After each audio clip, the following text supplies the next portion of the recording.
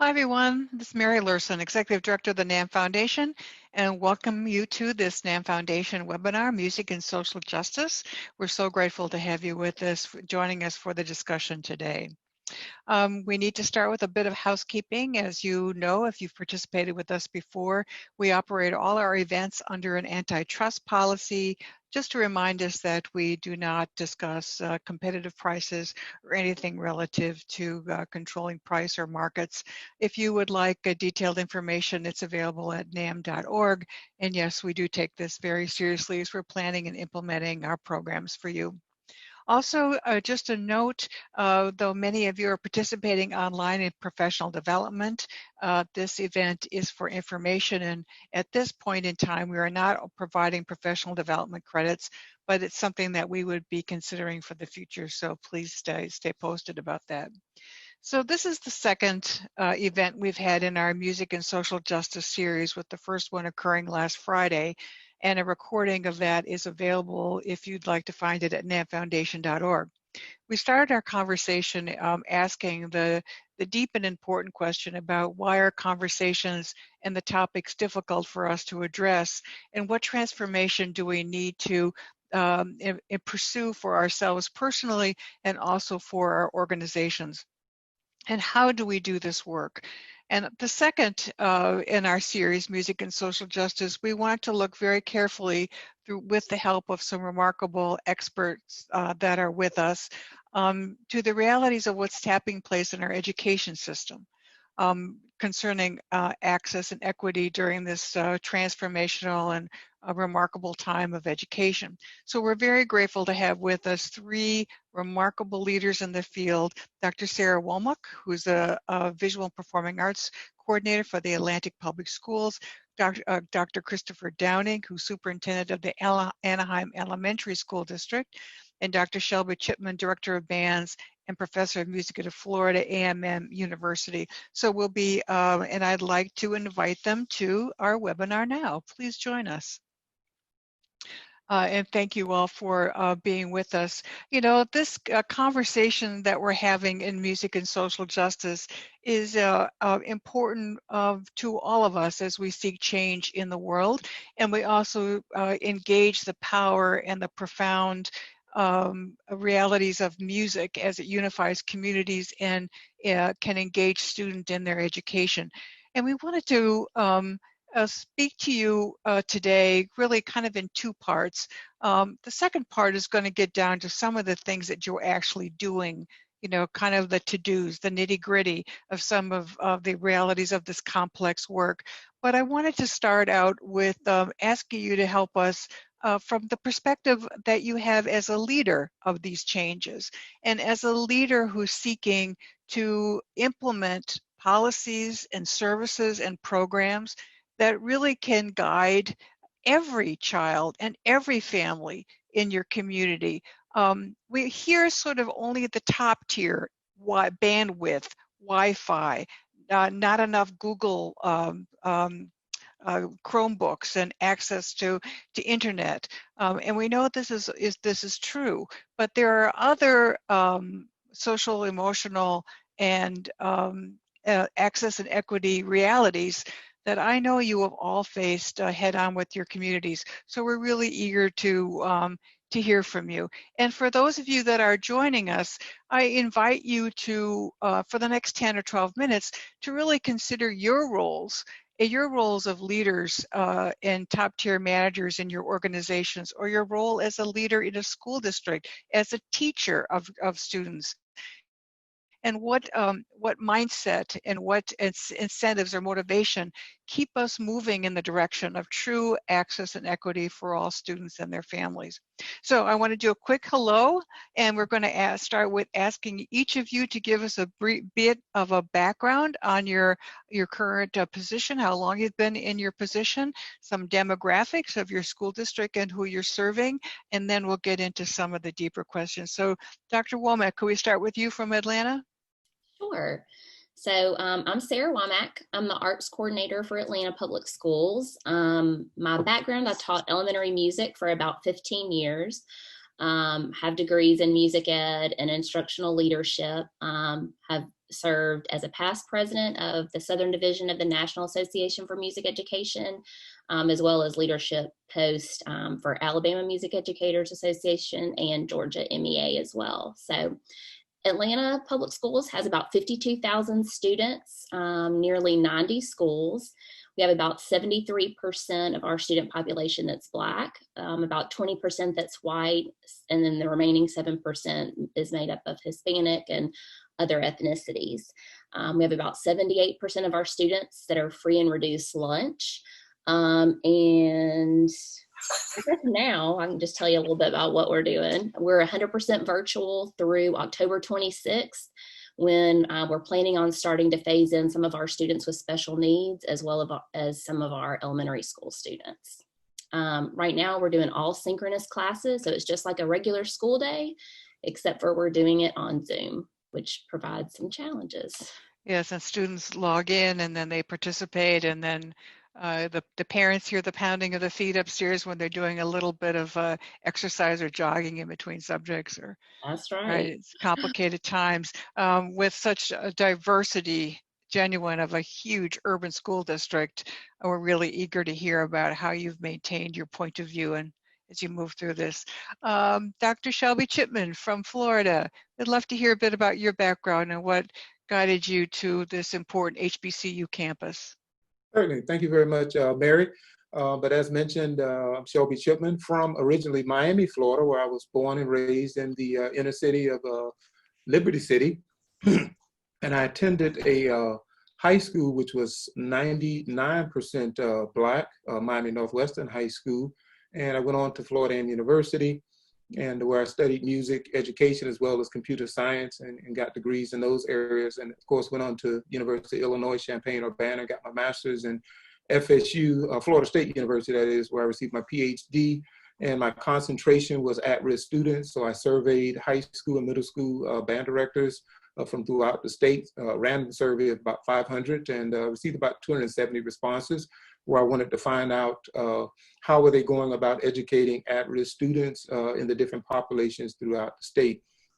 And then, of course, I was a high school band director for 10 years in Miami, taught at Miami Central High School, where my bands had the opportunity to perform at Bands of America, as well as the Macy's Thanksgiving Day Parade in New York. And I've been at Florida A&M University now for 22 years, so this is my 32nd year teaching. And of course, here on campus, I've taught everything from brass techniques to supervising interns. I currently teach the conducting 1, conducting 2 track, instrumental methods and techniques, string ensemble, and of course, the band programs here on campus. I've also served within our Florida Bandmasters Association on several committees, to include district chair, as well as worked on the Conference Planning Committee. I currently serve as the president-elect of FMEA, and I've also served as the NAFME Collegiate Advisor for the country, as well as for the Southern Division, and just very excited to have this opportunity to be with all of you this afternoon. Well, wonderful, both of you. What remarkable backgrounds and your commitment. I can't go on without asking, Dr. Chipman, what is your instrument? We always have to know a little bit about that. So my primary instrument is the best instrument in the wind and percussion string family. I play trumpet. Well, there you go. How about you, Dr. Womack? Your primary instrument? Clarinet and percussion. I was hybrid. Perfect for the current climate. Okay, so we're working on an ensemble. I don't know where we put Dr. Downing and all that, but he's the superintendent, didn't come via the way of formal music training. But Dr. Downing, tell us about your background and what led you to this role.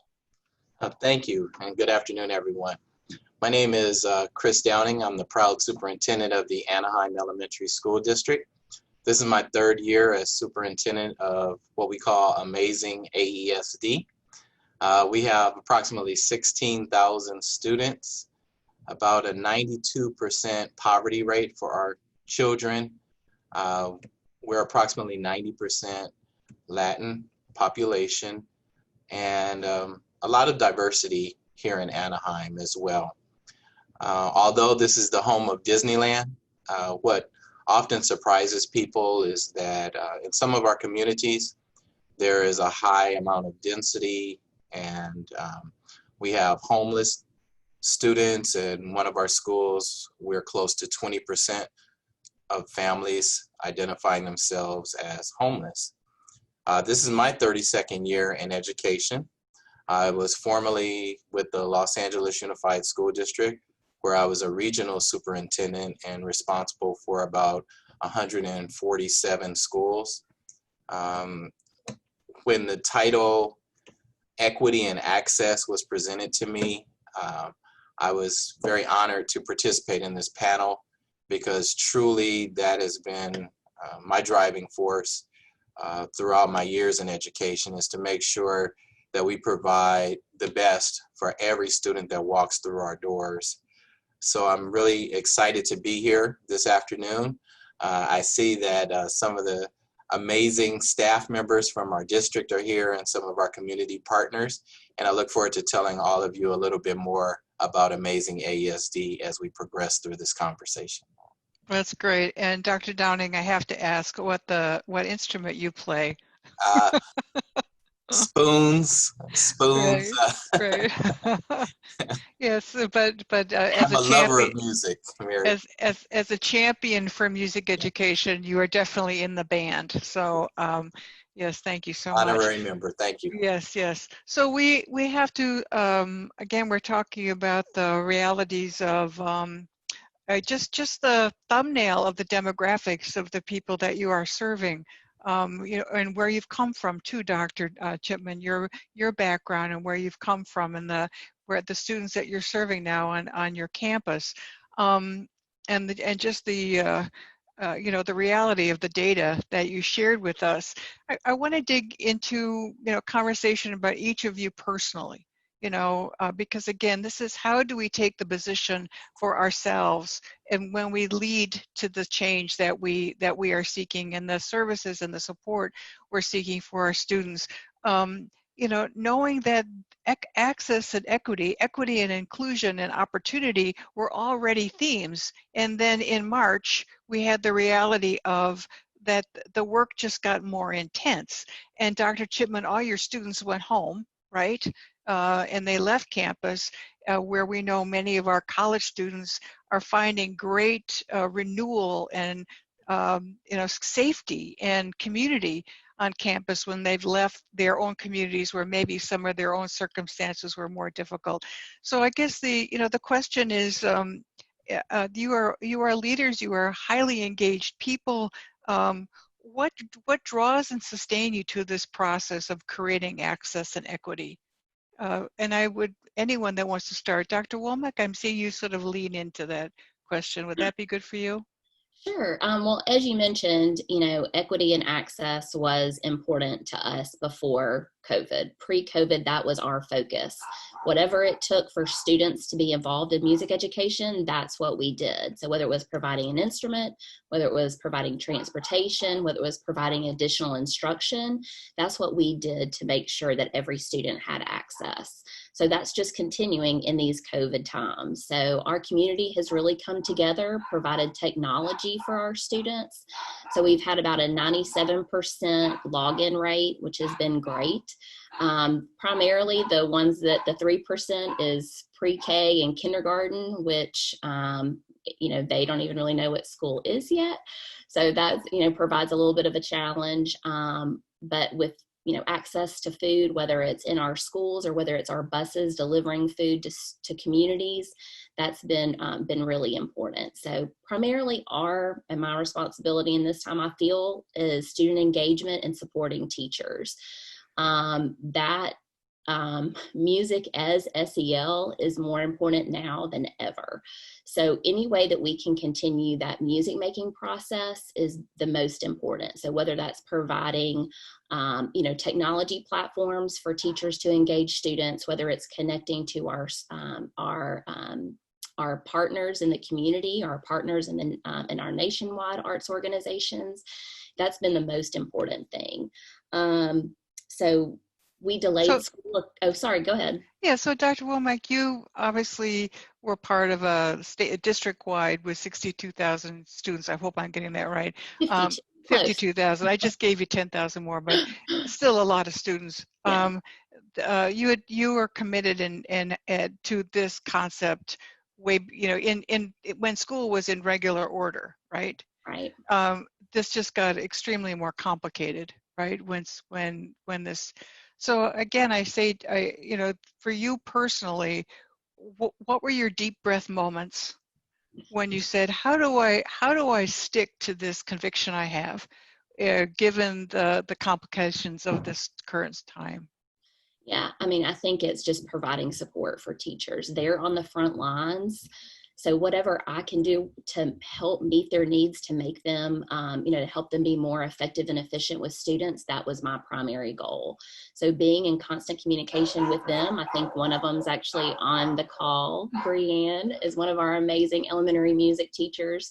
So just being in constant communication with them, providing them support, I think, is just as important as providing that emotional support for our students at this time. They're balancing home and work life, as you can hear my dogs in the background. So it's a constant struggle for the teachers, as well as for the students. And the teachers are those that are on the front lines supporting the students. And I feel like it's my job to make sure that I'm there supporting the teachers. So I hear that when you support the teachers, you get a lot back for yourselves, and that's your loop of intentionality, and your loop of the more you support, the more you want to support, the more better everybody does. Again, as we talk about this language of equity and inclusion and social justice, that opportunity to be in that empathetic and supporting loop. So, yeah, and being able to pop in and see teachers in class actually making an impact just continues that loop even further. Yeah. Thanks so much. We'll get back to some of the how-tos because I know people are curious about that. But Dr. Chipman, from the university perspective, with all these students coming from diverse students, finally getting into that, that college band experience where things sound so different and powerful, and what has been your kind of driving effort throughout this to serve your students? Yeah, when I go back to March and I think about after spring break for us, our spring break is usually the second week in March. And so none of the students or faculty or staff, came back to the campus. We immediately started to think about how Zoom, who would now be our best friend, could be such an opportunity for us to connect. And I think everyone would agree, in lieu of COVID-19, the opportunity to interact amongst each other, whether it's student-teacher relationship and or teacher and professional development, has certainly been a plus. And so as we started to think about making sure that the students that were on campus had a quality experience for the remainder of the semester, we immediately began to put together some forum sessions for our students, as well as have opportunities for those students to perform some of the excerpts that they would have performed in some of the concert bands that we had on campus. And the other thing that we were able to do from a FMEA perspective, we were able to immediately start to connect with our music supervisors. So I would certainly encourage, I see several states that are on the call today from around the country. That was one thing that would, led to our advantage, wherein the music supervisors for the 57 districts we have in the state of Florida, and we don't have a music supervisor for every district within the state, but in every city, but we were able to connect with those individuals who would share with the executive committee some of the concerns, as well as some of the inspiring moments that their teachers and struggles that they were having. And so once that system started in March, to this day, we still meet once a week to discuss some of the pros and cons that some of the districts are dealing with. And Lord knows, as many of you will attest, there are a lot of different situations that all of us are dealing with.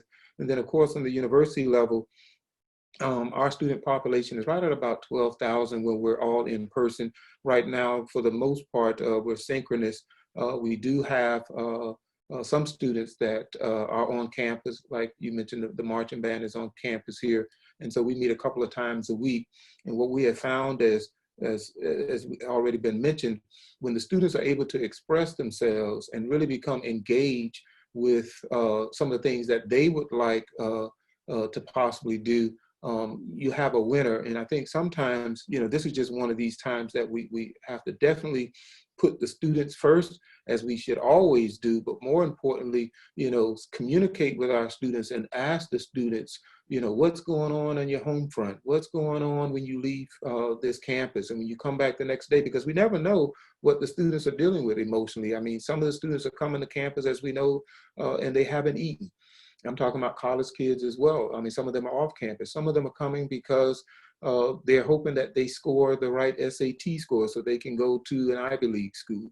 Some of the students may have had some issues with parenting at the home from it. So we serve as a vehicle to help those students be encouraged so that we can, have the types of things that we will have take place in our classrooms. And so I would encourage everyone to really study, the individual kid, try and be as personable as possible as it relates to your outcomes in the classroom, but certainly some of the things that our students would want to have achieved at the end of the 9-week or end of the semester under your care.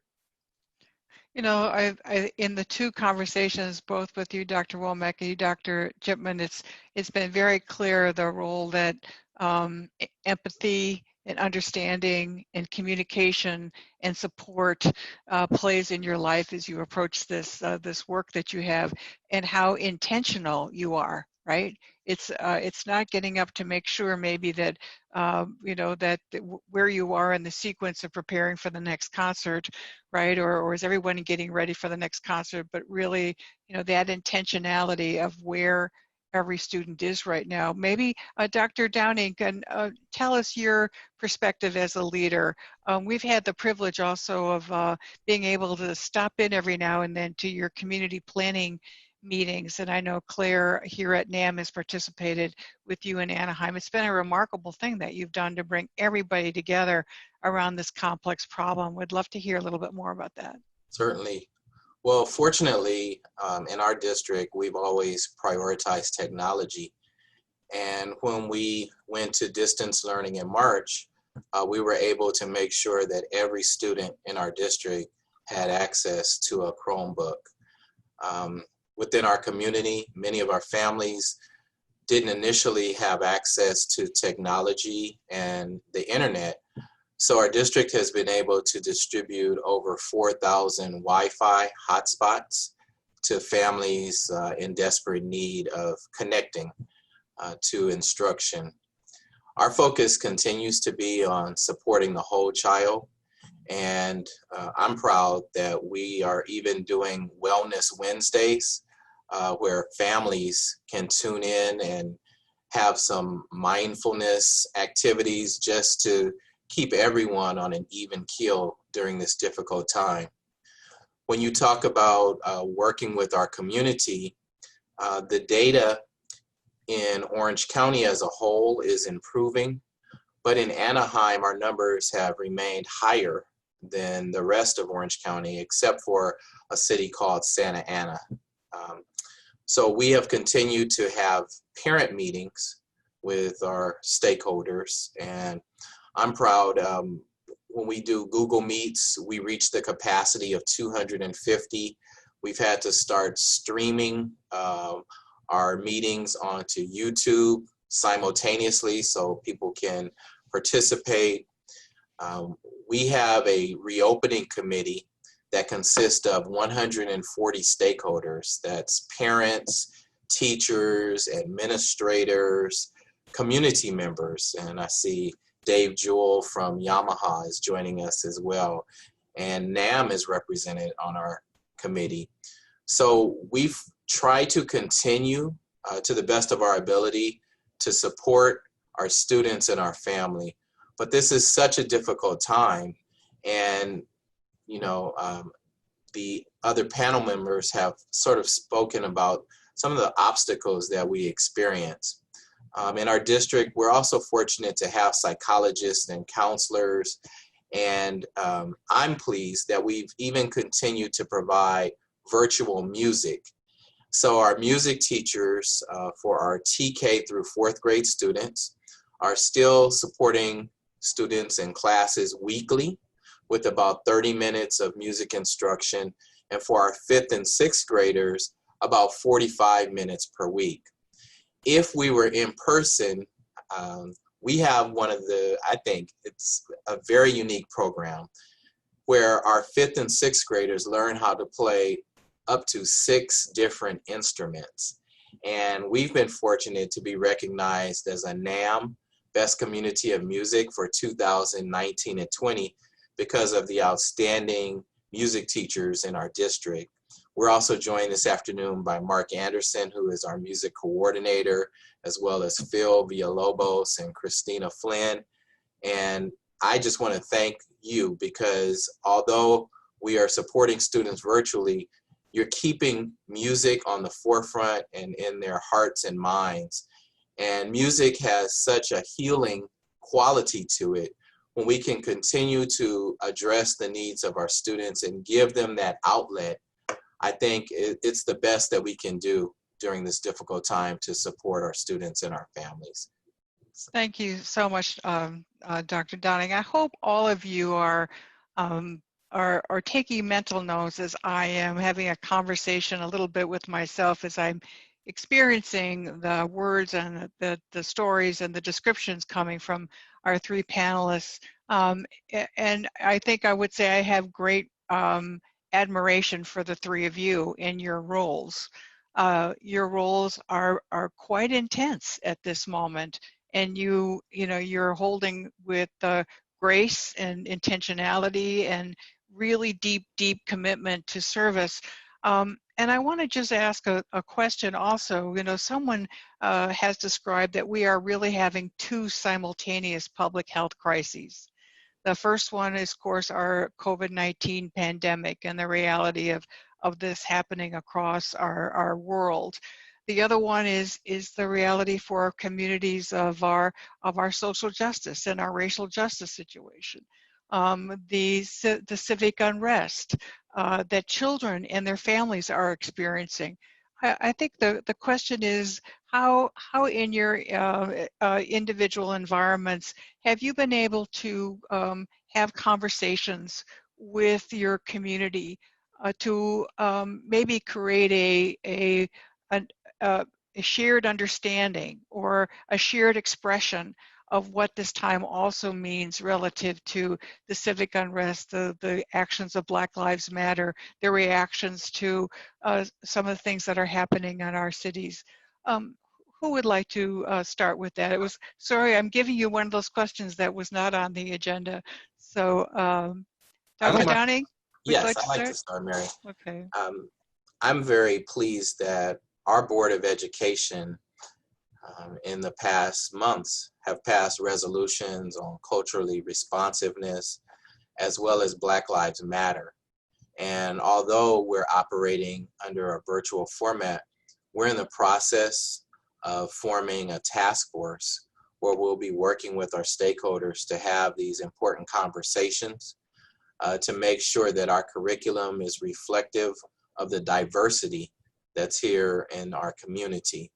So to be in a district that values all lives, that values people of color, has been a great experience because there's a feeling that although the world is in a difficult place right now, with kindness and with togetherness, we feel confident that our students will be prepared to be productive citizens and to understand their value despite their ethnicity or their race.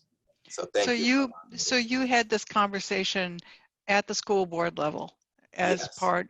Was it a long conversation? Was it a deliberative conversation, or was it something that everyone led to a place relatively with that shared concern for all students? I'd love to hear just a little bit more about that. Well, I would say, unlike some places, it wasn't necessarily a new conversation. So it's part of our ongoing fabric. Again, when we talk about access and equity and making sure that the needs of all of our students are addressed, our board, our stakeholders have been very forthright in terms of how can we as a district better serve our diverse population.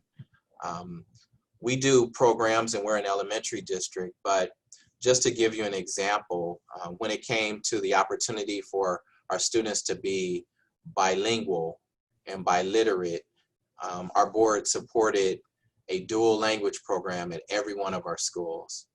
When it came time for us to adopt a focus that will empower our students to go beyond elementary and to continue with school and to be successful, we adopted a STEAM focus.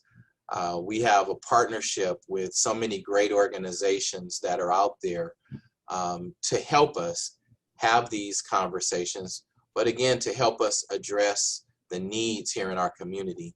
There was one thing I didn't mention earlier, and I would like to say, during this time, again, when you have communities of poverty, it's important to make sure that everyone has the resources they need to be successful. This summer, we served over 1 million meals in partnership with our neighboring high school district, the Anaheim Union High School District, and the YMCA. We have parents who are going out in the community in buses to make sure that meals are delivered when the families can't make it up to the school site.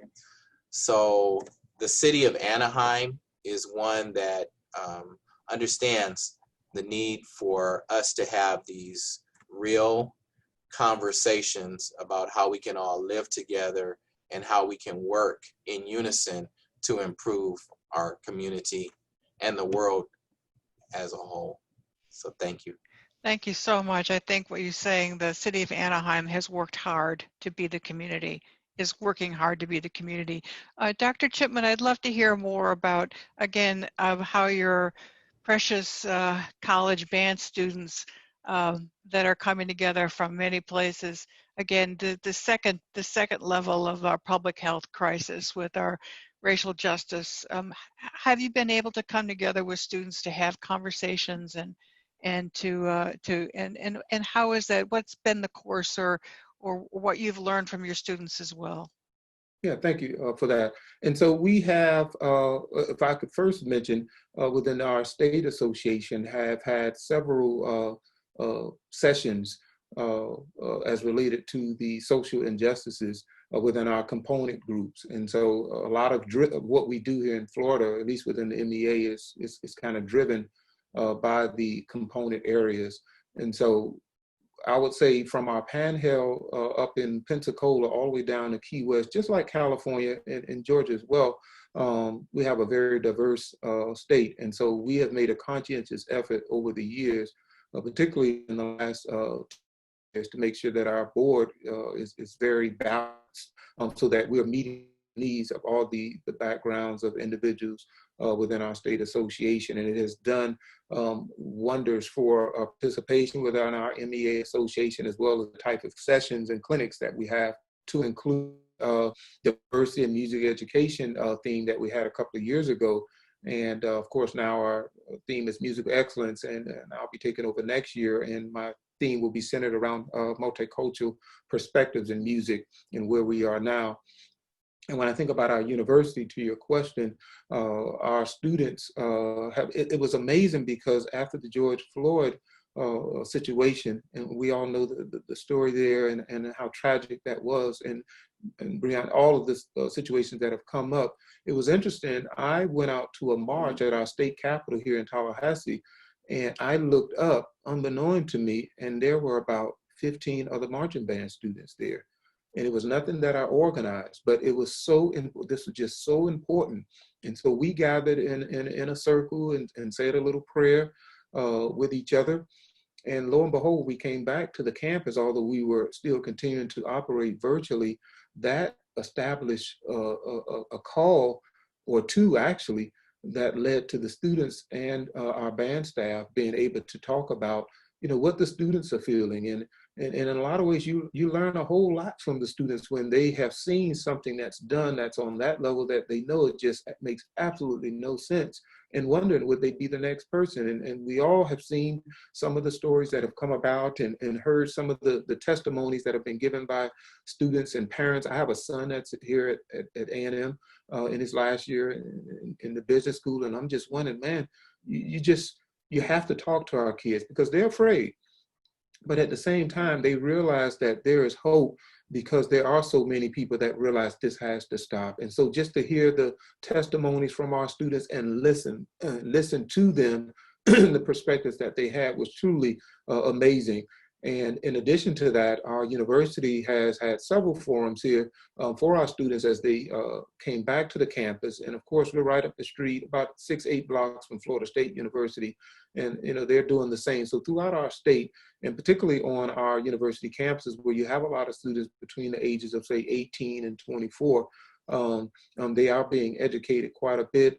And they are expressing themselves, which is what we want them to do, to be able to express themselves. And then we have to mentor and nurture them so that they will feel good about their lives and achieving what they set out to do and they matriculated to our universities.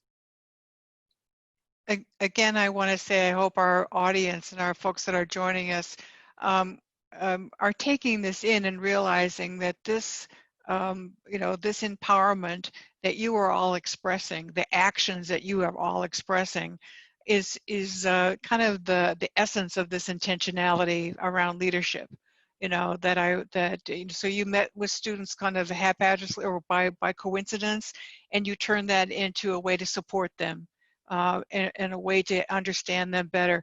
Dr. Womack, from this mighty urban school district that you're part of, how do they address, again, the reality of this, the second public health crisis that we're currently in?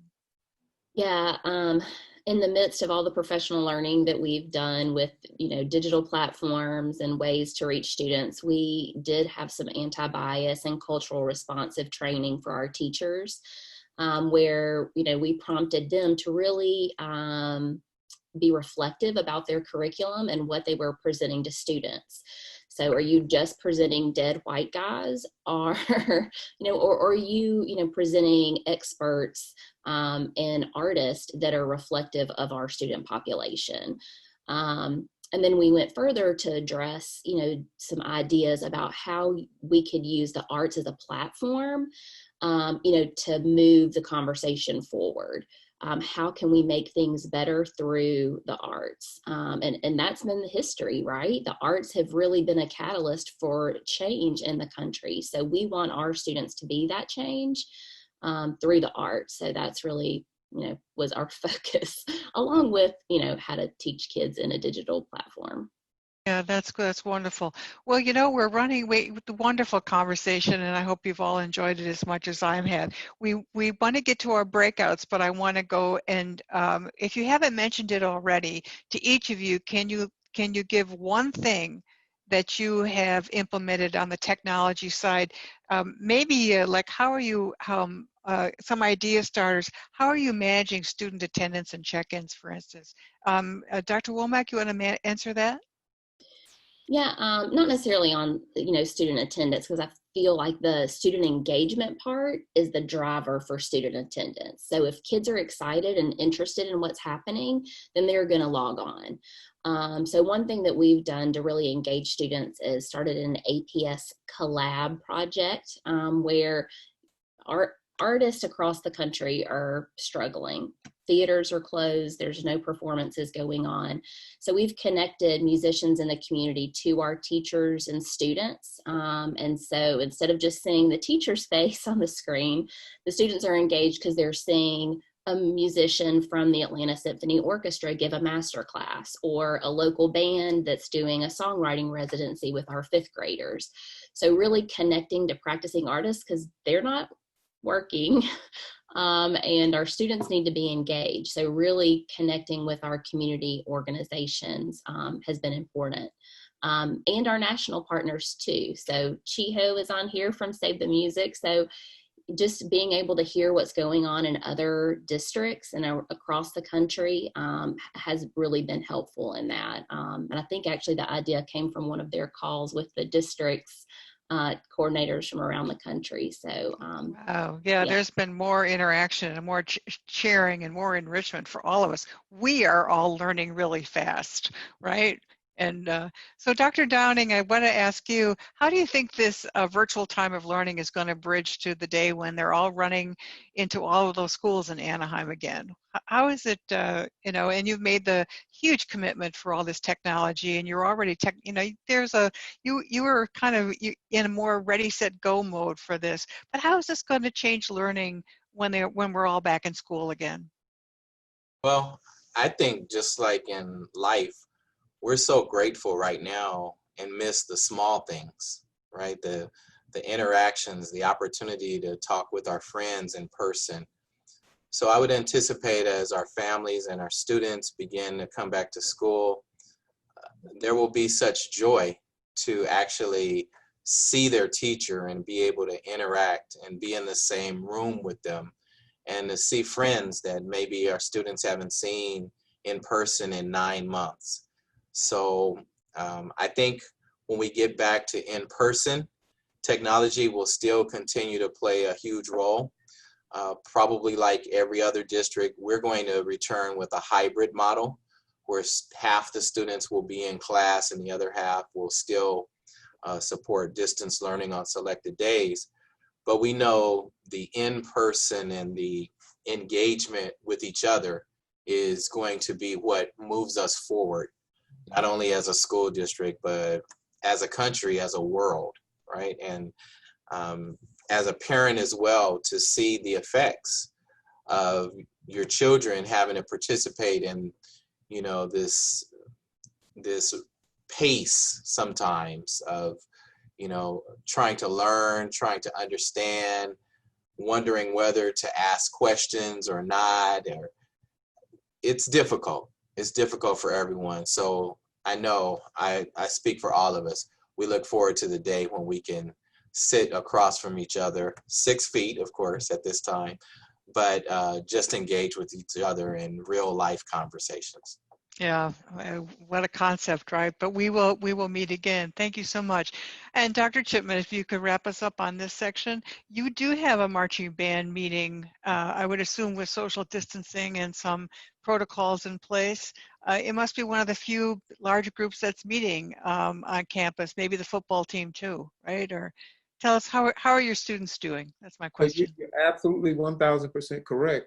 We are basically 90% virtual on campus with instruction, and we are the largest group that is actively meeting. And the football team, the conference that we play in, the MEAC, has just decided about 2 weeks ago to have football during the spring. And so our students, we typically meet 2 days a week, on Monday and Wednesday. This Friday, we're actually going live for the first time just to say hello to America and let them know some of the things that we are doing. We socially distance our students. We purchase bell covers. We purchase masks for our students. We bought each student, the university that is, provided them their own portable stands so that they would not have to share stands. All of our rehearsals are outdoors. We have a very large band room rehearsal facility, but all of our rehearsals have been outdoors to include issuing instruments to the students that had all gone out and been furbished, et cetera, and percussion instruments. And we've just been able to work through the situation that we're in just by keeping the spirits very high and trying to make some wonderful music happen, and realizing that as we all pray about this too shall pass. And similar to what Dr. Downing mentioned to us, as we give the students hope and we give the students encouragement, allow them to express themselves. You know, I mentioned to a group I was speaking to the other week, one of the fondest moments I know I've had during all of these Zoom and webinars meetings we've had. We were communicating with high school students that had committed to our university. And one of the best Zoom calls I had, I asked all the students to wear their caps and gowns from their graduation. And to have them on call with their parents was absolutely amazing.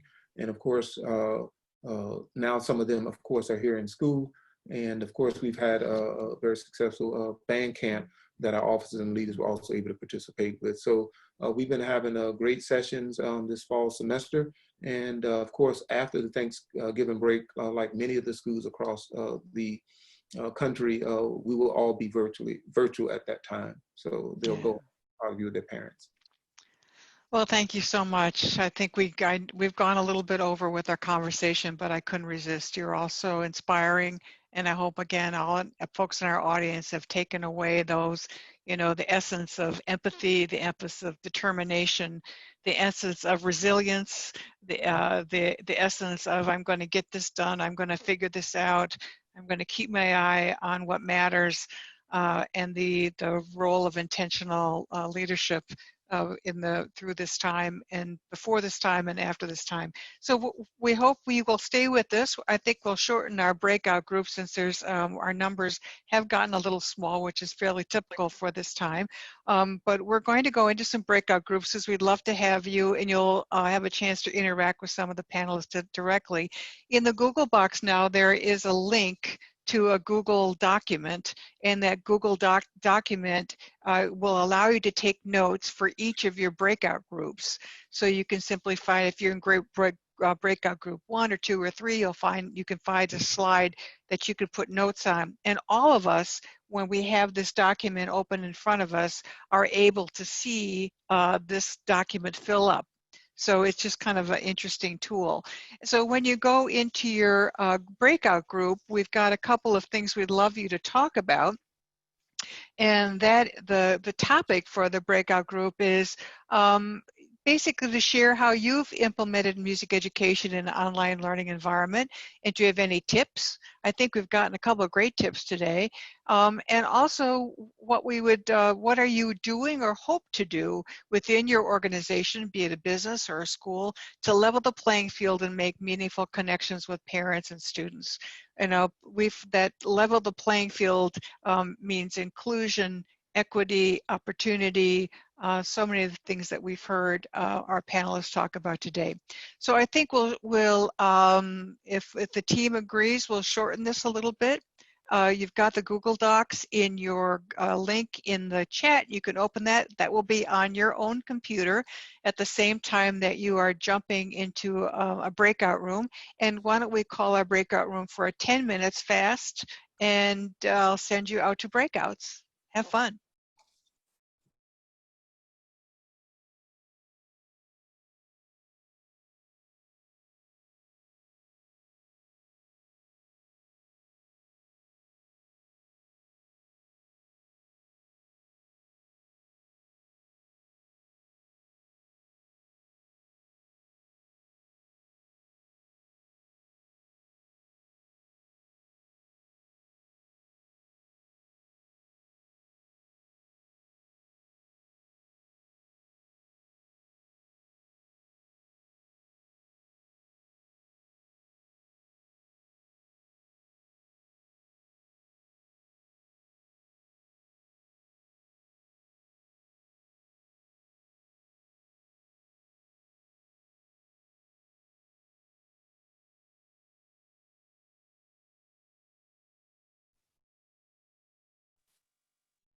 Hey, Claire, I'm back in the main room. Oh, hi.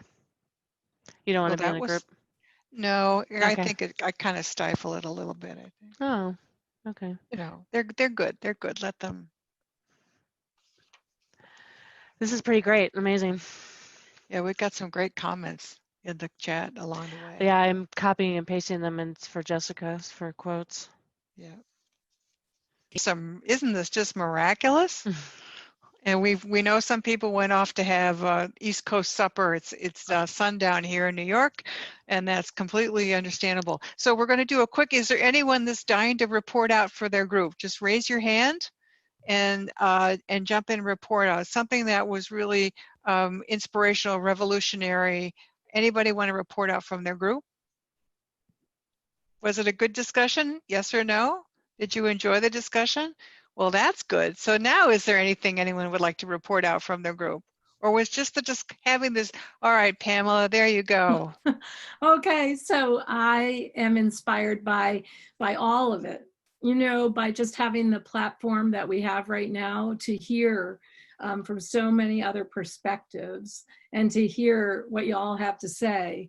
And in little New Hampshire, it doesn't happen often. So I don't have anything. I mean, it's all amazing. Every time I join one of these, I write 50,000 things in my book. that are amazing. So And thank you. Absolutely, Pamela. And remember, you are a catalyst for change too, right? We all are. I mean, I Yeah. think that's the reinforcement too. You know, at NAMM, for us to jump into this, how do we carry it forward and how do we host the conversation? Well, we had to go into ourselves and say, how are we going to, you know, feel that we have the capacity to host the conversation, right? So, you know, it's again something that we all have to address in ourselves. And I bet Dr. Downing and Dr. Chipman and Dr. Womack all had to have that conversation with themselves. Well, how am I going to be strong through this? How am I going to set the needs and the tone for the activity that needs ahead? I just, you know, want to remember we're all operating from that place now. Anybody else have a comment or a report? Yes, Mark Anderson. Hi, Mark. Hi. So Pamela also reminded us and really struck me that there are so many opportunities for teachable moments that happened, you know, last night, that happened with RBG, and looking to the world to really teach students about these things. And I know that many of our teachers are so concerned right now about teaching math, the essential standards, and getting through and getting all this stuff, and how are we going to get it in? But there's so much happening right now that is ripe to teach our students about. So that would really struck me. And so thank you, Pam. I just wanted to say that was a great reminder for all of us. Yeah. All right, one more comment, then we want to go to wrapping up, and we actually have a little movie to show you at the end if you want to stick around. Any final comments from our panelists too? Anyone want to add a final thought that's come to them? Okay. Hold Go on. ahead. I say No, just go, please, Sarah. that there, you know, nobody would ever wish this time on anybody, right? But there have been some positive things that have come out of the quarantine, of the COVID situation, of the social justice that really will carry into back to traditional times. You know, whether it's learning from each other, whether it's, you know, making sure that we do focus on those non-performance standards that sometimes get left behind. There are some things that we've learned that I hope will carry forward with us. That's great. I would just like to say that forums like this, Mary, are tremendous because we get to talk about good news. We get to talk about positive achievements. And so often in these unprecedented times, we don't have that opportunity in that forum. So thanks to you and NAMM for putting this on, and it's been an honor to participate today. Oh, thank you. And Dr. Chipman, I have a favor. I want to come and visit you and hang out with that band of yours. Who else wants to go with me? Go and hang out with the Florida A&M band. I wish I would have known that because we were out there for the Tournament of Roses parade last year.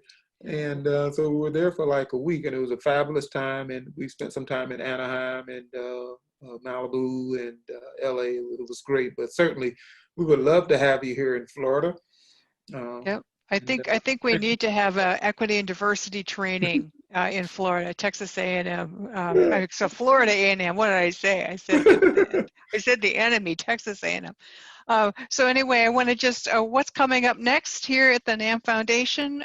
We have events happening every month. October 8th, we're going to go look 2 feet squarely into music advocacy. How do we talk to school administrators? Not everyone is like Dr. Downing, who is the champion for music education. Sometimes we have to make sure our arguments that we're making our cases for music education. October 13th, we're going to jump into back to music and social justice, and we're looking at an organization that is as a case history, that they again are being very intentional as an organization, starting years ago, what they are doing and how it's advancing their organization. Another NAMM Foundation program is our Gen Next program, our precious music students that are in college universities. Dr. Chipman, we want to make sure you're aware of our Gen Next program, and I know Claire will follow up with you. And then October 29th will end just in time for Halloween, music making and wellness, how online music making opportunities is helping us with our anxiety, our isolation, all the things that we are collectively dealing with, and connecting people to a brand new community too. This all leads into January 2021, where NAMM will be hosting Believe in Music Week. We're working on a pretty remarkable set of programming for that, including an Anaheim Elementary School Music Elementary District's Day of Service. We don't know what it's going to be yet, but it's going to be awesome, and we'll be coming back to Anaheim for our sixth, I think, or seventh day of service there, and we really hope you'll all stay tuned. You can go right now to believeinmusic.tv. You can register so you can get ongoing updates. It will be free. So we really hope you'll all help us spread the word. So as we're saying goodbye, we want to share with you a little video that we've created, only 90 seconds long, to inspire people everywhere, especially our children who are not in school now, that it's always the right time to learn to play an instrument, whether you're home, there's a music teacher somewhere that could help you, and this is available at the NAMM Foundation YouTube, and maybe we can put the link in the chat as we are experiencing it. With that, I'll say goodbye.